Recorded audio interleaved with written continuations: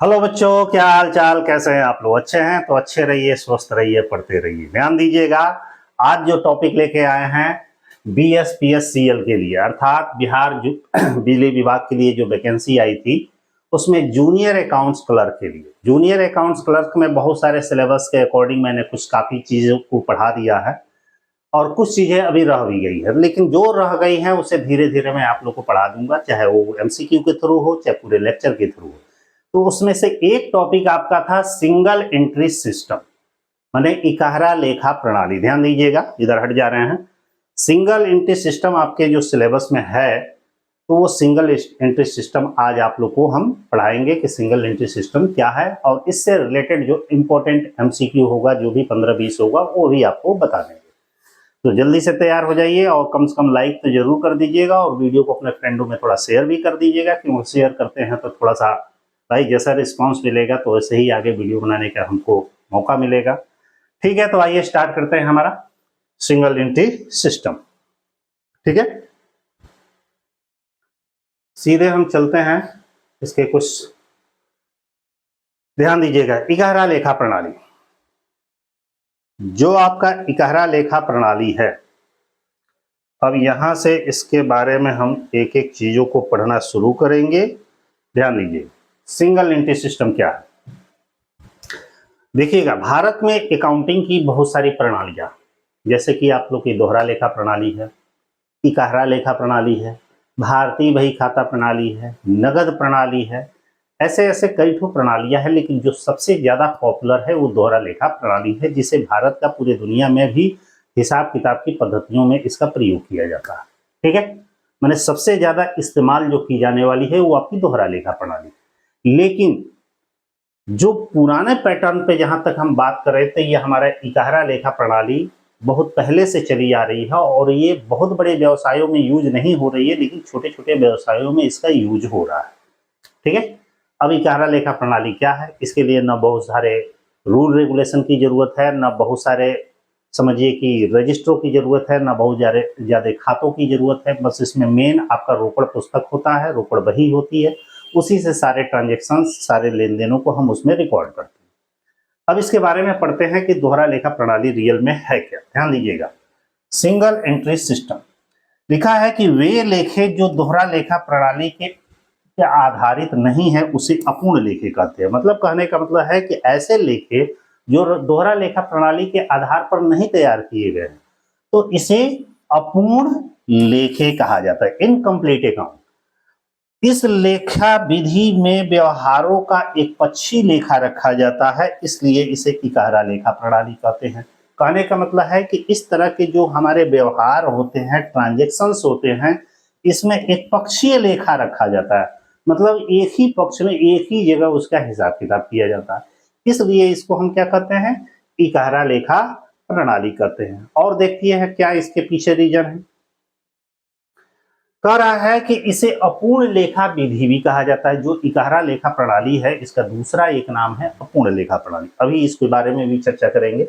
अपूर्ण लेखा विधि में कुछ व्यवहारों का एक पक्षी लेखा होता है। मतलब कि जब हम सिंगल एंट्री सिस्टम के अंतर्गत लेखा करते हैं, हिसाब किताब रखते हैं, रिकॉर्ड मेंटेन करते हैं, तो उसमें से कुछ व्यवहार है जिसका एक पक्षीय लेखा होता है, और इसमें से कुछ दोहरा लेखा प्रणाली के आधार पर रखा जाता है, कुछ का डबल लेखा होता है, और कुछ व्यवहार ट्रांजेक्शन हमारे ऐसे होते हैं, व्यवहार मैंने ट्रांजेक्शन ऐसे होते हैं जिसका लेखा ही नहीं किया जाता है, इसलिए इसका नाम रखा गया है अपूर्ण लेखा विधि लिखा है।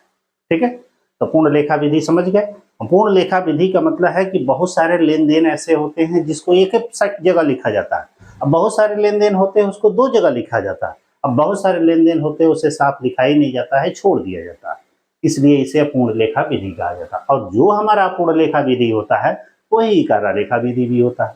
ठीक है, चलिए अब इसकी विशेषता के बारे में जानते हैं। एक एक विशेषताओं के बारे में जानिए कि जो हमारी इकहरा लेखा प्रणाली है इसकी क्या विशेषता है। मुख्य मुख्य विशेषता समझते जाइएगा कि रोकड़ बही इस विधि के अंतर्गत मुख्य पुस्तक है। मतलब इकहरा लेखा प्रणाली के अंतर्गत जो रोकड़ बही होती है सबसे महत्वपूर्ण और इंपॉर्टेंट बुक होती है, रजिस्टर होता है, बही होती है। व्ययों आदि के लिए पृथक खाते नहीं खोले जाते हैं, मतलब जो हमारे खर्चे होते हैं, खर्चे के लिए अलग से एक्सपेंसेस अकाउंट नहीं खोला जाता है। जो भी कुछ लिखना है हम उस रोकड़ बही में लिखते हैं। व्यक्तिगत खाते में देनदार खाता, लेनदार खाता, बैंक खाते रखे जाते हैं, मतलब जो हमारा पर्सनल अकाउंट है उसमें खास तौर से हम देनदार, लेनदार और बैंक के खाते बनाते हैं और कोई खाता नहीं बनाते। यह विधि किसी सिद्धांत या प्रक्रिया पर आधारित नहीं है, मतलब कि जो इकारा लेखा प्रणाली है इसके लिए कोई रूल नहीं है, कोई सिद्धांत नहीं है, कोई उस पर अधिनियम या कानून नहीं है, जबकि दोहरा लेखा प्रणाली पे है। लेकिन इकारा लेखा प्रणाली पे इस पर कोई सिद्धांत लागू नहीं होता है। और भी बहुत सारी विशेषताएं हैं। और क्या कह रहा है इसमें कि उधार लेन देन का लेखा व्यक्तिगत खाते के माध्यम से और नगद लेन देनों का लेखा रोकड़ बही के माध्यम से किया जाता है। मतलब जो हम उधार खरीदते हैं तो इसको व्यक्तिगत खाते में लिखते हैं, और जो नगद खरीदते हैं उसको हम रोकड़ बही में लिखते हैं, इसमें लेखा किया जाता है। और क्या होता है, और भी बहुत सारी विशेषताएं हैं इसकी, ध्यान दीजिएगा। इस प्रणाली के अंतर्गत केवल व्यक्तिगत खातों का लेखा किया जाता है तथा वास्तविक और नाम मात्र खातों का लेखा नहीं किया जाता। मतलब इस सिंगल एंट्री सिस्टम में केवल व्यक्तिगत खाते का लेखा किया जाता है, पर्सनल अकाउंट का लेखा किया जाता है। इसमें रियल अकाउंट और नॉमिनल अकाउंट का लेखा नहीं किया जाता। और क्या विशेषता है, यह मूल प्रमाणकों पर आधारित होती है, जो मतलब ओरिजिनल हमारा प्रपत्र होता है, डॉक्यूमेंट होता है, रिसिप्ट होता है, रसीद होता है, उस पर ही आधारित होती है। इस प्रणाली के अंतर्गत तलपट, व्यापारी खाता, लाभ-हानि खाता नहीं बनाया जा सकता। मतलब इस प्रणाली के अंतर्गत हम ट्रायल बैलेंस, ट्रेडिंग, पीएल ये सब नहीं बनाते हैं। फलतः यह अंतिम खाते का निर्माण नहीं हो पाता, इस वजह से ये फाइनल अकाउंट हमारा कंप्लीट नहीं हो पाता। जबकि डबल एंट्री सिस्टम में क्या है, ये सारी चीजें बनाई जाती है, इसलिए फाइनल अकाउंट तैयार हो जाता है। इसमें जब हम ट्रायलें नहीं बनाएंगे, जनरल एंट्री नहीं करेंगे, ट्रेडिंग नहीं बनाएंगे, तो बैलेंस शीट कहाँ से बनाएंगे। ठीक है, आगे बढ़ते हैं। और इसकी कुछ विशेषताओं में दिया गया है कि इकारा लेखा प्रणाली छोटे व्यवसायों के लिए तथा एकाकी और साझेदारी व्यवसायों के लिए उपयुक्त है। मतलब जो हमारा सिंगल एंट्री सिस्टम है, बहुत छोटे लेवल के बिजनेस है उसके लिए उपयोगी है। कोई सोल प्रोप्राइटर बिजनेस है, मैंने एकाकी व्यापार है उसके लिए, कोई पार्टनरशिप बिजनेस है, कोई साझेदारी व्यापार है उसके लिए उपयोगी है। और क्या है, इस प्रणाली में निश्चित सिद्धांत और नियमों का अभाव रहने से प्रत्येक व्यापारी अपने व्यवसाय की परिस्थितियों के अनुसार इसे अपनाता है। मतलब कह रहा है कि इस सिस्टम में, इस प्रणाली में कोई निश्चित सिद्धांत या निश्चित नियम का अभाव रहता है, इसलिए व्यापारी के ऊपर डिपेंड करता है कि वो अपने अनुसार उस विधि को रखे कि न रखे, ये बिजनेसमैन के ऊपर डिपेंड करता है। नियम नहीं होने से न्यायालय तथा कर प्रशासन के द्वारा यह प्रणाली वैधानिक रूप से मान्य नहीं है। अब यहाँ पे ध्यान दीजिएगा क्या कह रहा है, यदि इसका कोई सिद्धांत नहीं बना है, नियम नहीं बना है, इसलिए यह प्रणाली न न्यायालय में मान्य है, न कर प्रशासन, न टैक्स, जो हमारा इनकम टैक्स जो एक्ट है उसके द्वारा भी मान्य ये नहीं है। ठीक है, और भी विशेषताएं हैं इसकी, बहुत सारी विशेषताएं हैं। इस प्रणाली को मिश्रित प्रणाली, ध्यान दीजिएगा, इस प्रणाली को मिश्रित प्रणाली, वर्णसंकर प्रणाली, ध्यान दीजिए, वर्णसंकर प्रणाली, अपूर्ण दोहरा लेखा प्रणाली के भी नाम से जाना जाता है। इसे जो इकारा लेखा प्रणाली है उसे मिश्रित प्रणाली, वर्णसंकर प्रणाली और अपूर्ण दोहरा लेखा प्रणाली के नाम से भी जाना जाता है। नियम सिद्धांत यथोचित प्रणाली के अभाव में शुद्ध लाभ या सही आर्थिक स्थिति का ज्ञात करना कठिन होता है। कहने का मतलब है इसके लिए कोई ठोस न ही नियम है और न ही सिद्धांत है, इसलिए वजह से इसका शुद्ध लाभ ज्ञात करने और सही बैलेंस शीट या बिजनेस की फाइनेंशियल पोजीशन को जानने में भी काफी कठिनाई का सामना करना पड़ता है, क्योंकि इसके लिए कोई रूल नहीं है, बिजनेसमैन जैसे बनाएगा वैसे बनेगा। आगे कह रहा है अनुमानित लाभ आर्थिक स्थिति ही ज्ञात की जा सकती है, अतः इसे वैधानिक मान्यता प्राप्त नहीं है। कह रहा है इससे जो हम लाभ ज्ञात करते हैं या बिजनेस की एक्चुअल पोजीशन के बारे में जानते हैं वो सब अनुमानित ही होता है, लेकिन सही में इसे वैधानिक मान्यता नहीं दी जा सकती। और क्या है, एक और नीचे कह रहा है इस पद्धति में समायोजन लेखे नहीं किए, इसमें एडजस्टमेंट एंट्री भी नहीं की जाती है भाई, जबकि डबल एंट्री सिस्टम में की जाती है।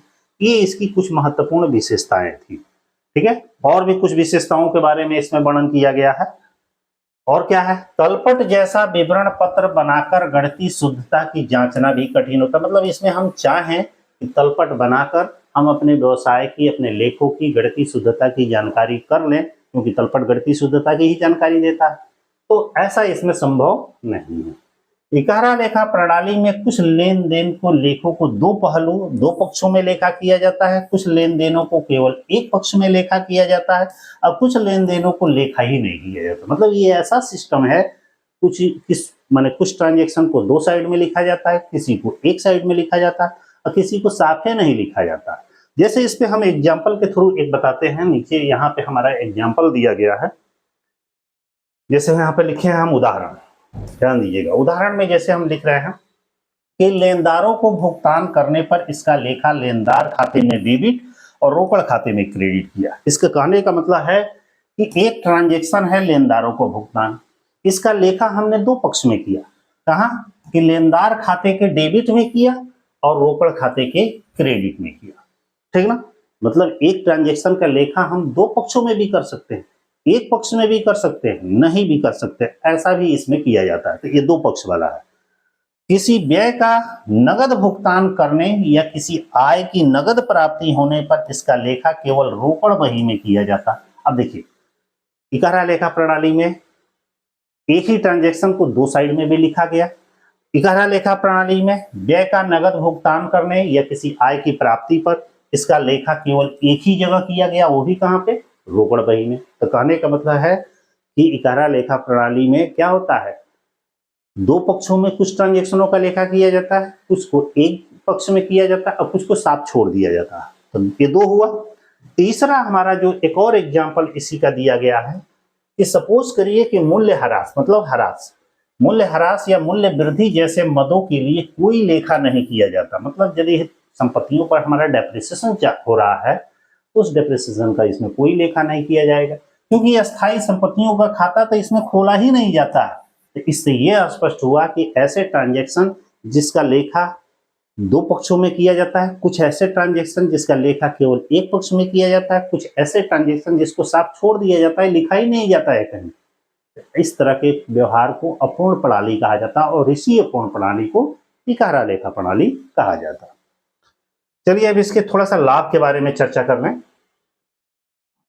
कि जो इकारा लेखा प्रणाली है इसके क्या लाभ हैं या क्या इसकी उपयोगिता है। ध्यान दीजिएगा, इस प्रणाली में दोहरा लेखा प्रणाली के सिद्धांतों की जानकारी रखने की अनिवार्यता नहीं है।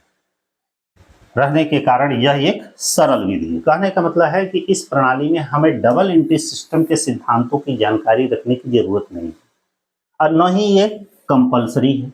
इसलिए यह प्रणाली क्या है, एक सरल है। सरल इसलिए है कि इसे कोई भी अपना सकता है, अर्थात उसे कॉमर्स का पढ़ा हुआ या डबल एंट्री सिस्टम बिना जाने हुए व्यक्ति भी इस प्रणाली को रख सकता है। अगली विशेषता क्या है, इस प्रणाली में केवल व्यक्तिगत खाते और रोकड़ बही रखे जाते हैं। मतलब इसमें कह रहा है कि पर्सनल अकाउंट और कैश बुक रखा जाता है, इसके अलावा और कुछ रखा ही नहीं जाता है। इसके लिए विशेष कर्मचारी रखना आवश्यक नहीं। मतलब जब हम पर्सनल अकाउंट रखेंगे और एक कैश बुक रखेंगे, अलग से कोई स्पेशल एम्प्लॉय रखने की हमें जरूरत नहीं पड़ेगी, क्योंकि वहां पर जरूरत पड़ती है जहां पर भाई हिसाब किताब रखने वाला उस चीज की जानकारी रखता हो, लेकिन इसमें ऐसी चीजें नहीं। यह प्रणाली ऐसे व्यवसाय के लिए उपयुक्त है जहां पर सीमित संख्या में लेन देन होते हैं और संपत्तियां और दायित्व बहुत कम होते हैं। कहने का मतलब है यह प्रणाली उन व्यवसायों के लिए उपयुक्त है जहां पर सीमित संख्या में लेन देन होते हैं और वहां पे संपत्तियां और दायित्व भी नाम मात्र के होते हैं, नहीं के बराबर होते हैं। इस प्रणाली में लोचनीयता का गुण पाया जाता है। मतलब ये एकदम सिंपल है, सरल है, जब चाहे तब जैसे चाहे उसमें परिवर्तन हम कर सकते हैं। यह प्रणाली अपूर्ण है, इसलिए आय को छिपाकर कर बचाया जा सकता है। मतलब इस प्रणाली को अपूर्ण प्रणाली कहा जाता है, यह अपूर्ण प्रणाली है, इसलिए हम टैक्स को छिपाकर बचा सकते हैं। ठीक है, एक और है विशेषता, चिट्ठे के स्थान पर स्थिति विवरण। इसमें देखिए बैलेंस शीट की जगह पे हम फाइनेंशियल स्टेटमेंट ऑफ अफेयर्स बनाते हैं, अर्थात स्थिति विवरण बनाते हैं। ये इसका लाभ है। अब थोड़ी हानि के बारे में बात कर रहे हैं कि हमारा इकारा जो लेखा प्रणाली है, इसकी यहाँ कुछ लाभ होते हैं, एडवांटेज होते हैं, वहाँ कुछ उसके नुकसान भी होते हैं, दोष भी होते हैं। अब दोष के बारे में एक एक के जानते हैं कि इकारा लेखा प्रणाली के क्या दोष हैं। तो भाई, यह अपूर्ण और अवैज्ञानिक प्रणाली है, यह अपूर्ण और अवैज्ञानिक प्रणाली है। तलपट बनाना असंभव है, इसमें तलपट बनता ही नहीं है। अंतिम खाते बनाना कठिन है, ये बनता ही नहीं है। वास्तविक लाभ हानि की जानकारी नहीं होती है। सही बात है भाई, जब अपूर्ण प्रणाली रहेगी, रियल में हमको नेट प्रॉफिट नेट लॉस की कैसे जानकारी होगी। और क्या क्या है इसमें नुकसान इससे, इस प्रणाली से अवास्तविक खाते नहीं रहते, बिल्कुल है भाई, कि आपका नॉमिनल अकाउंट इसमें नहीं रखा जाता है। इस कारण व्यापार के वास्तविक लाभ हानि की सही जानकारी नहीं होती। इसी वजह से हमें अवास्तविक खाते न रखने से हमें व्यवसाय के शुद्ध लाभ या शुद्ध हानि की सही जानकारी नहीं होती। संपत्तियों का उचित मूल्यांकन असंभव है भाई, इसमें जब डेप्रिसिएशन का कोई अकाउंट बनाएंगे, ट्रांजेक्शन का लेखा करेंगे, तभी ना हम सही एसेट्स का वैल्यूएशन करेंगे, तो इसमें संपत्तियों का वैल्यूएशन असंभव होता है। ख्याति का उचित मूल्यांकन असंभव, गुडविल का भी वैल्यूएशन ठीक से नहीं हो पाता है। व्यवसाय की वास्तविक वित्तीय स्थिति की जानकारी नहीं हो पाती है भाई, सही पोजीशन के बारे में जानकारी, यही सब नुकसान इसके हैं। ठीक है, एक और नुकसान इसमें दिख रहा है कि नियोजन और नियंत्रण के लिए अनुपयुक्त, जहां हमें बड़े बिजनेस को कंट्रोल करना हो, मैनेज करना हो और कुछ आगे की प्लानिंग करना हो, तो वहां के लिए ये सिस्टम बेहतर नहीं। अब चलिए अगला हमारा जो टॉपिक है ये है, ध्यान दीजिएगा, इकारा लेखा प्रणाली के लाभ हानि का निर्धारण। भाई, इकारा लेखा प्रणाली के लाभ हानि का हम निर्धारण कैसे करते हैं। लिखा है कि इस उद्देश्य के लिए व्यापारिक अवधि के प्रारंभ एवं अंत की पूंजी का अंतर ज्ञात किया जाता है। मतलब हमें इकारा लेखा प्रणाली के अंतर्गत लाभ हानि का निर्धारण करने के लिए सबसे पहले उस व्यापारिक अवधि के प्रारंभ और अंत की पूंजी का निर्धारण करना पड़ता है कि ओपनिंग कैपिटल कितना है और क्लोजिंग कैपिटल कितना है। पूंजी विभिन्न समायोजनों को समाविष्ट करती है, अतः शुद्ध लाभ ज्ञात करने हेतु निम्नलिखित प्रक्रिया को अपनाई जाती है। मतलब जो हमारा ओपनिंग और क्लोजिंग कैपिटल होता है, उसी के बेस पर हम शुद्ध लाभ ज्ञात करते हैं। अब प्रश्न ये है कि शुद्ध लाभ ज्ञात करने का हमारा प्रोसेस क्या है, आइए इसके बारे में बताते हैं।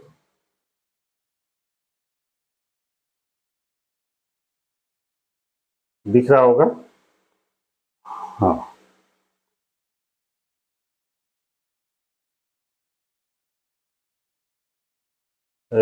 हाँ, देखिए कैसे ज्ञात किया जाता है हमारा नेट प्रॉफिट।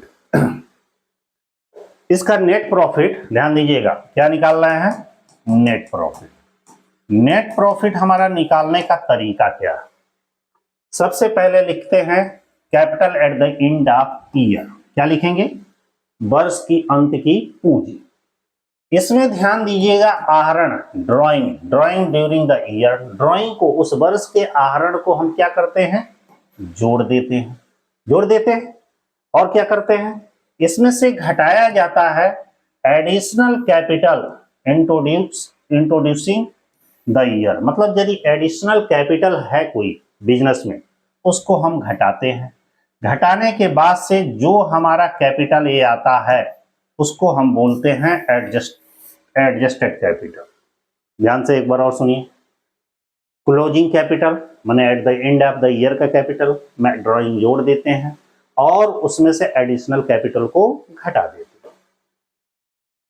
फिर इसके बाद से इसमें से घटाया जाता है capital at the commencement year.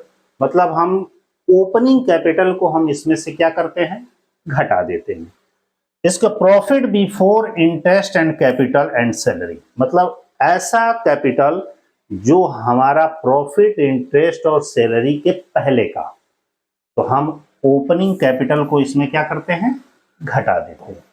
घटाने के बाद से एक और घटाते हैं interest on capital and salary. मतलब हमारा कैपिटल का इंटरेस्ट, कैपिटल पर इंटरेस्ट और यदि सैलरी होता है तो उसको भी घटा देते हैं, और यदि नहीं है तो कोई बातें नहीं। और लास्ट में जो हमारा आता है वही हमारा क्या कहलाता है, नेट प्रॉफिट कहलाता है। तो एक बार लास्ट समझ लीजिएगा, इंड के कैपिटल में ड्राइंग जोड़ दिया जाएगा और एडिशनल कैपिटल और ओपनिंग कैपिटल को घटा दिया जाएगा, और जो लास्ट में आएगा हमारा क्या होगा, नेट प्रॉफिट। ठीक है, इस तरह ये आपका टॉपिक समाप्त हो गया। अब बारी आती है हमारी इससे रिलेटेड कुछ MCQ questions, important MCQ question. किससे? सिंगल एंटिटी सिस्टम से रिलेटेड। ज्यादा नहीं है, कुछ कम ही है, लेकिन ध्यान से देखिएगा। लिखा है कि अपूर्ण लेखा विधि का आशय है। अपूर्ण लेखा विधि का मतलब इकहरा लेखा विधि। इकहरा लेखा विधि, ठीक है ना। अपूर्ण लेखा विधि से क्या आशय है?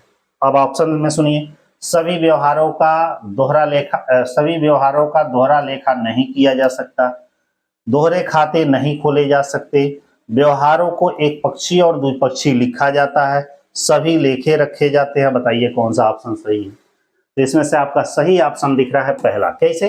अपूर्ण लेखा विधि का अर्थ होता है कि सभी व्यवहारों का दोहरा लेखा नहीं रखा जाता। क्यों? क्योंकि कुछ का दोहरा लेखा, कुछ का इकहरा लेखा, कुछ को छोड़ दिया जाता है। तो ऑप्शन नंबर ए सही है। अब दूसरे क्वेश्चन की तरफ बढ़ते हैं। एक ही क्वेश्चन ले रहे हैं ताकि बड़ा हो जाए। अब देखिए अगला क्वेश्चन हमारा है, अपूर्ण लेखा विधि को इकहरा लेखा विधि कहते हैं क्योंकि। अब देखिए कह रहा है अपूर्ण लेखा विधि को इकहरा लेखा विधि कहते हैं क्योंकि कि व्यवहार केवल डेबिट पक्ष में लिखे जाते हैं, केवल क्रेडिट पक्ष में लिखे जाते हैं, व्यवहारों का लेखा एक पक्षी होता है और उपयुक्त में से कोई नहीं। बताइए इसमें से कौन सा ऑप्शन सही दिख रहा है? सही इसमें से ऑप्शन देख रहा है व्यवहारों का लेखा एक पक्षी रखा जाता है, इसीलिए एक पक्षी का मतलब एक ही पक्ष को ध्यान में रखा जाता है, इसलिए अपूर्ण लेखा विधि को इकहरा लेखा विधि कहा जाता है। ऑप्शन नंबर सी सही। ठीक है, अगला क्वेश्चन देखते हैं। देखिए अगला हमारा क्वेश्चन दे रहा है, अपूर्ण लेखा विधि में खाते खोले जाते हैं। जो अपूर्ण लेखा विधि है इसमें कौन से खाते खोले जाते हैं भाई? केवल व्यक्तिगत खाते, केवल वस्तुगत खाते, रोकड़ बही और व्यक्तिगत खाते। ऑप्शन नंबर डी सही है। इसमें केवल आपका रोकड़ बही और personal account, debtors and creditors के अकाउंट खोले जाते हैं और कोई खाता नहीं खोला जाता। आगे बढ़ते हैं। इकहरा लेखा प्रणाली उपयुक्त है। ध्यान दीजिएगा, सिंगल एंट्री सिस्टम उपयुक्त है। किसके लिए भाई उपयुक्त है? दिल्ली क्लॉथ मिल के लिए है, बाटा शू कंपनी के लिए है, सेंचुरी मिल के लिए है, कि विकास किराना स्टोर के लिए है? तो ध्यान दीजिएगा, दिल्ली क्लॉथ मिल एक बड़ी कंपनी है, इसके लिए ये उपयुक्त नहीं है। बाटा शू कंपनी ये बड़ी कंपनी है, इसके लिए उपयुक्त नहीं है। सेंचुरी लिमिटेड मिल्स लिमिटेड जो पेपर बनाती है उसके लिए भी उपयुक्त है। विकास किराना स्टोर कोई एक किराने की दुकान है, इसके लिए उपयुक्त है, इसलिए ऑप्शन नंबर डी। क्योंकि आपको पीछे पढ़ा है कि इकहरा जो लेखा प्रणाली होती है वो छोटे व्यवसायों के लिए उपयुक्त होती है। अगला क्वेश्चन आधा नीचे कट गया है, खैर कोई बात नहीं। अपूर्ण लेखा विधि की प्रमुख पुस्तक कौन है? भाई अपूर्ण लेखा विधि की प्रमुख पुस्तक तो आपकी रोकड़े बही है ना, और कौन सी है? या और कुछ है? देखते हैं ऑप्शन नंबर में, कोई जरूरी नहीं है कि यही होगा। अब तीन ऑप्शन क्या है? हाँ देखिए यहां दिया, अपूर्ण लेखा विधि की सबसे मुख्य पुस्तक है रोकड़ बही, व्यक्तिगत खाते, बीजक और प्रमाणक। ये ऑप्शन सही है, ऑप्शन नंबर डी सही। अपूर्ण लेखा विधि की सबसे महत्वपूर्ण पुस्तक केवल रोकड़ बही, पर्सनल अकाउंट, बीजक और प्रमाणक होते हैं। ठीक है, ऑप्शन नंबर डी सही। अगला क्वेश्चन हमारा है, ध्यान दीजिए, अपूर्ण लेखा विधि के संबंध में सत्य है। अपूर्ण लेखा विधि मीन्स इकहरा लेखा विधि, क्या इसके बारे में सही है? लिखा है कि इसके व्यवहार दोहरा लेखा प्रणाली से नहीं रखे जाते हैं, इसमें केवल रोकड़ बही और व्यक्तिगत खाते खोले जाते हैं, इसमें गणितात्मक शुद्धता की जांच संभव है, यह छोटे व्यापारियों के लिए उपयुक्त है। बताइए कह रहा है कौन सही नहीं है? अक्सर ऐसे क्वेश्चन नेगेटिव क्वेश्चंस आते हैं, पूछ रहा है कौन सही नहीं है, बताइए। ध्यान दीजिएगा, इसके व्यवहार दोहरा लेखा प्रणाली से नहीं रखे जाते हैं, ये सही है। इसमें केवल रोकड़ बही और व्यक्तिगत खाते खोले जाते हैं, ये भी भाई सही है। और यह छोटे व्यापारियों के लिए उपयुक्त है, ये भी सही है। यह ऑप्शन सही होगा। इसमें से नहीं निगेटिव क्वेश्चन पूछा है कि इसमें गणितात्मक शुद्धता की जांच संभव है, तो बिल्कुल संभव नहीं है। ये ऑप्शन सही है, ऑप्शन नंबर सी। अगला क्वेश्चन है, ध्यान दीजिएगा, निम्नलिखित में सत्य है, माने नीचे 4 ऑप्शंस दिए गए हैं, इसमें से पूछा जा रहा है कौन सा सही है। लिखा है कि अपूर्ण लेखा पूर्ण वैज्ञानिक विधि है, बिल्कुल गलत है। अपूर्ण लेखा विधि के निश्चित सिद्धांत एवं प्रक्रिया है, ये भी भाई गलत है। अपूर्ण लेखा विधि से लेखों की गणितात्मक जांच की जा सकती है, भाई ये भी गलत है।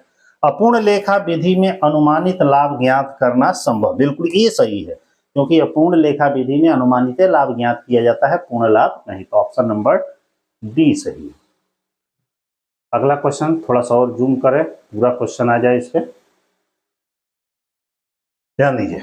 अगला हमारा क्वेश्चन कह रहा है अपूर्ण लेखा विधि छोटे व्यापारियों या एकाकी व्यापार हेतु उपयुक्त है, क्योंकि कह रहा है कि अपूर्ण लेखा विधि छोटे व्यापारियों एवं एकाकी व्यापार हेतु उपयुक्त है, क्योंकि अब इसके पीछे रीजन पूछ रहा है कि क्यों उपयुक्त है। भाई ध्यान दीजिएगा, इसमें शुद्ध लाभ ज्ञात करना संभव है ना, इसमें इस लेखा विधि में केवल अनिवार्य व्यवहार की पुस्तकों एवं प्रमाण को ही रखे जाते हैं, ये सही दिख रहा है। मतलब इसमें केवल जो एकदम जरूरी ट्रांजेक्शन होते हैं उन्हीं को पुस्तकों और प्रमाणक रखे जाते हैं, बाकी आलतू फालतू को फेंक दिया जाता है। इसे वैधानिक मान्यता प्राप्त है, बिल्कुल नहीं है। आर्थिक स्थिति का ये सही ज्ञान कराता है, बिल्कुल गलत। सही ऑप्शन क्या है? Option number B. अगला क्वेश्चन, एक ऑप्शन कट गया है इसमें, कोई बात नहीं। अपूर्ण लेखा विधि में सही आर्थिक स्थिति की जानकारी नहीं होती है, क्यों? अपूर्ण लेखा विधि में सही आर्थिक स्थिति की जानकारी क्यों नहीं होती है, बताइए। शुद्ध लाभ ज्ञात नहीं किए जा सकते, अंतिम खाते में समायोजन नहीं किए जा सकते, इसमें सभी प्रकार के व्यवहारों का लेखा नहीं किया जा सकता, ये ही सही है। इसमें हर एक प्रकार के व्यवहार का लेखा नहीं किया जा सकता है, इसीलिए जानकारी नहीं होती। अगला, अपूर्ण लेखा विधि का प्रयोग किया जाता है, जो हमारा इनकम्प्लीट अकाउंट है, सिंगल एंट्री सिस्टम है, इसका प्रयोग किया जाता है कंपनी द्वारा, बीमा कंपनी द्वारा, एकाकी व्यापार द्वारा, साझेदारी द्वारा। वैसे ध्यान दीजिएगा, बीमा कंपनी या ये कंपनी द्वारा तो किया ही नहीं जाएगा। एकाकी व्यापार में पूरा पूरा किया जाता है, जहां छोटे साझेदारी व्यापार होते हैं उसमें किया जाता है, नहीं तो नहीं किया जाता। तो ऑप्शन में चूंकि पढ़ाए हैं वहां पर साझेदारी भी बताए थे, लेकिन साझेदारी में छोटे साझेदारी व्यवसाय है वहां पे, लेकिन एकाकी व्यापार में मैक्सिमम। ठीक है, आगे क्वेश्चन। अपूर्ण लेखा में लाभ हानि ज्ञात किया जाता है, अपूर्ण लाभ लेखा में लाभ हानि ज्ञात किया जाता है। अब लाभ हानि ज्ञात करने के सूत्र कौन कौन से हैं, ध्यान दीजिएगा। प्रारंभिक पूंजी प्लस आहरण प्लस माइनस अंतिम पूंजी, गलत। अंतिम पूंजी माइनस आहरण माइनस प्रारंभिक पूंजी, गलत। ध्यान दीजिएगा, यही ना पढ़ाए थे आपको। अंतिम पूंजी में आहरण जोड़कर प्रारंभिक पूंजी को घटा दिया जाता है, यही ऑप्शन सही है शुद्ध लाभ ज्ञात करने का। अब इसी से रिलेटेड आपका एक एग्जाम्पल है, इसको मैं बोर्ड पर बताता हूं, ध्यान दीजिए। एक क्वेश्चन है कि यदि अंतिम पूंजी 60,000 है, प्रारंभिक पूंजी 35,000 है, आहरण आपका 12,000 है, तो शुद्ध लाभ होगा, इसे आपको ज्ञात करना है। तो आपका सूत्र क्या था? क्लोजिंग कैपिटल, ध्यान दीजिएगा, क्लोजिंग कैपिटल या at the end of the year capital. अंतिम पूंजी कितनी है भाई? 60,000 है। इसमें हम जोड़ेंगे क्या? ड्राइंग, रूल हमारा यही ना है। ड्राइंग देखिए कितना है? 12,000 है। जोड़ने के बाद से हुआ ये 72,000। इसमें से हम घटाएंगे ओपनिंग कैपिटल, ये है ना, ध्यान दीजिएगा, ओपनिंग कैपिटल।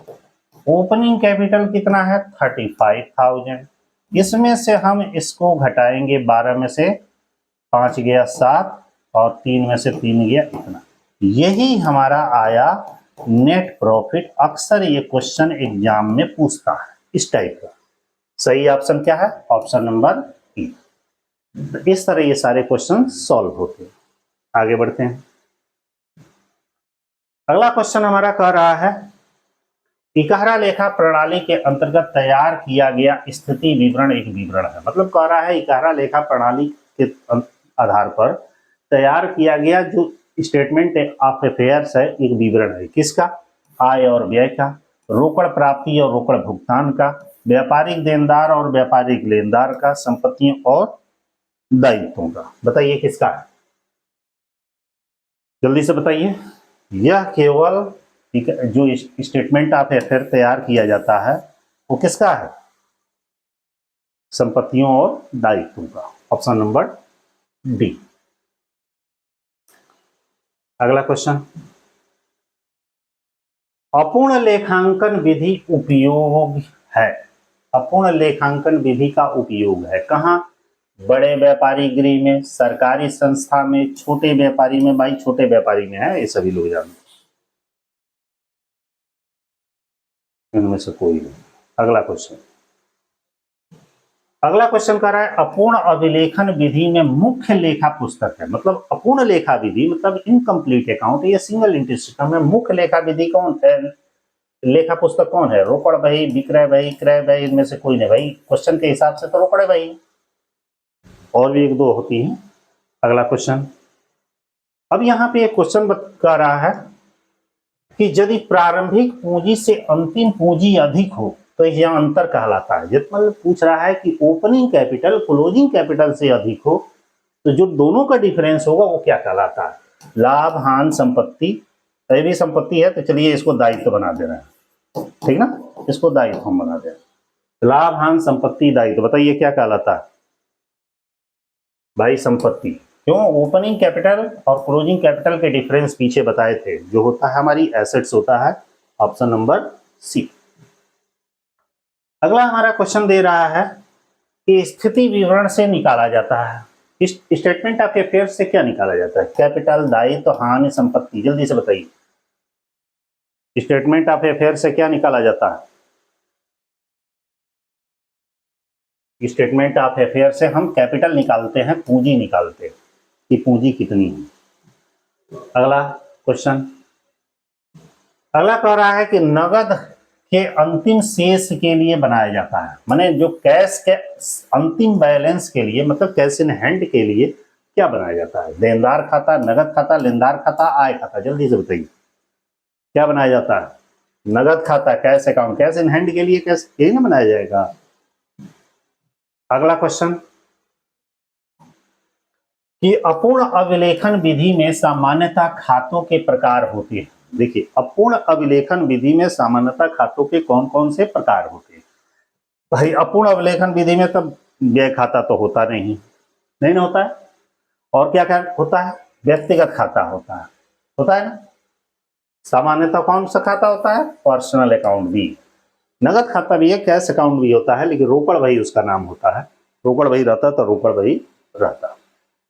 और लास्ट हमारा क्वेश्चन है 20 नंबर, संपत्तियों का दायित्व पर अधिक कहलाता है। माने संपत्ति अधिक हो और दायित्व कम हो तो उस एक्सेस अमाउंट को क्या कहा जाता है? लाभ, लेनदार, आय, पूंजी। उस एक्सेस अमाउंट को हम कैपिटल कहते हैं। मतलब हम संपत्ति अधिक और दायित्व कम जो डिफरेंस रहेगा उसको हम कैपिटल बोलते हैं। बस इतना ही। 20 आपका एमसीक्यू क्वेश्चंस दिए गए थे, इतना अच्छे से आप लोग पढ़ लीजिएगा। और इकहरा लेखा प्रणाली आपका यहीं पे एंड हो जाता है। थोड़ा थोड़ा हर एक टॉपिक को कवर इसमें किया गया है। और वीडियो को अपने फ्रेंडों में जरूर शेयर करिएगा और इसको जितना भी मैं पढ़ाया हूँ उसको अच्छे से कॉपी में आप नोट कर लीजिएगा। ठीक है, ठीक है। तो ऑल द बेस्ट। फिर मिलते हैं किसी नेक्स्ट लेक्चर में। आप लोग परेशान ना होइएगा, धीरे धीरे सारा कुछ पढ़ा दिया जाएगा। बाय।